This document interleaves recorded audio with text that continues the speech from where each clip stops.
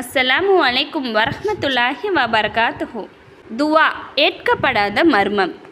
ஒரு மனிதன் நீண்ட பயணம் செய்து புழுதி படிந்தவனாக பரட்டை தலையுடன் 2 கைகளையும் உயர்த்தி இறைவா இறைவா என்று பிரார்த்திக்கிறான்.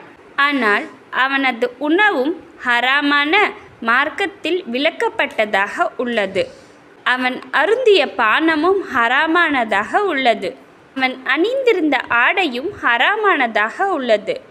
இந்நிலையில் அவனது பிரார்த்தனை எவ்வாறு ஏற்றுக்கொள்ளப்படும் என நபி ஸல்லல்லாஹு அலைஹி வஸல்லம் அவர்கள் கூறினார்கள். ஆதாரம் புகாரி. துஆ பிரார்த்தனை செய்யும் முன் இறைவனை புகழ்ந்தோம் நபி ஸல்லல்லாஹு அலைஹி வஸல்லம் அவர்கள் மீது ஸலவாத் கூறிக்கொள்ள வேண்டும். நபி ஸல்லல்லாஹு அலைஹி வஸல்லம் அவர்கள் மீது எப்படி ஸலவாத் கூற வேண்டும் என்பது பற்றி இதுக்கு முன்னாடி நான் வீடியோவில் போட்டிருக்கேன். அதோட லிங்க் கீழே கொடுக்குறேன், போய் பாருங்கள். என் வீடியோ பிடிச்சிருந்தா லைக் போடுங்க. அதே மாதிரி என் சேனலுக்கு சப்ஸ்கிரைப் பண்ணுங்கள்.